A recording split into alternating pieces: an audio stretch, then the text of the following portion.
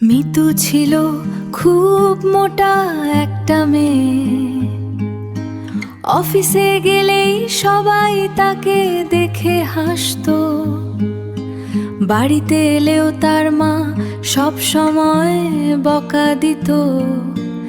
একদিন কষ্ট পেয়ে মিতু সিদ্ধান্ত নিল, সে যেভাবেই হোক রোগা হবে। ইন্টারনেটে সে একটা রহস্যময় ডায়েট প্ল্যান খুঁজে পেল। কয়েক দিনের মধ্যেই তার শরীর দ্রুত শুকিয়ে যেতে লাগল।